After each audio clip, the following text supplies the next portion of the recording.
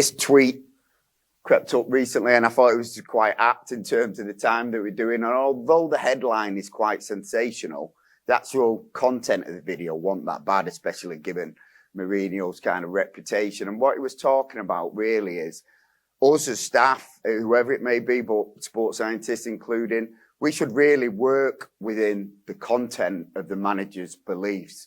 And it's about putting our egos aside and recognizing that in all reality, the manager is in a more important and influential position.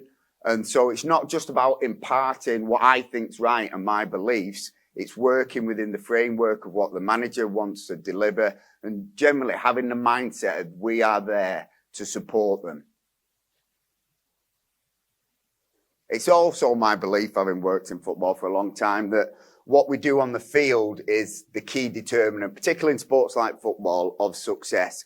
It's where we're going to get the majority of our learning, the majority of our adaptation, the majority of our load's going to take place on the grass. And that, in essence, is the main part of our jobs as sports scientists. It's controlling load, so at the right times we're making players fitter and more robust, and we're also ensuring sufficient recovery to maximise performance for match days as well. Even if you're based in the gym, it's about thinking about how can you influence the coaches and managers so you can best place your gym sessions or have the optimal content within your sessions. So you're going to maximise your required adaptation effects. If you're just a data scientist, how can you use that data so it's going to have a practical effect on the field? Because if you're just collecting data for data's sake, what the hell are you doing that for? What a waste of your time and, more importantly, your talent. So like I said, I believe influencing coach is a really important area, but when I speak to people, when you listen to podcasts, it seems to be an area that we really struggle with.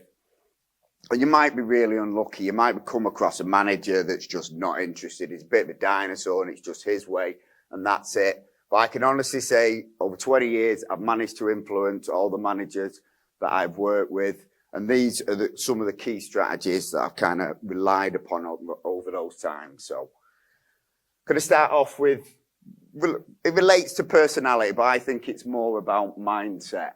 I used to work with a coach who was a great coach, worked for England, called Derek Fazackley, but he used to make my life hell. Like every single time I'd see him on the corridor, without fail, he'd be shouting out, "Here he comes, the fucking laptop brigade." I'd retort something about him having a face like he was chewing a wasp. We'd hug and then just crack on with our days. But if you look at kind of the stereotypical traits that we associate with coach and sports scientists, you can see there is a little bit of divide there. So your coach is kind of more extrovert, more brash, living in the now. They generally had a career as a professional footballer, whereas your sports scientist, they're more a bit introverted, a bit more pragmatic, want proof, long-term thinking, and generally not worked as a footballer. But for me, overcoming this divide, it's not so much about your personality or these mythical soft skills that need about 10 years of Jedi training to attain. It's about just really taking risks, putting yourself out there. And it's how you perceive yourself. So if you perceive yourself to be isolated within the framework, the footballing framework, you will act isolated. You will go in the canteen, you'll eat on a separate table, you'll get on the coach to go to a game, you'll sit down straight away, you'll be reading your peer-reviewed papers or just headphones on and straight on your laptop.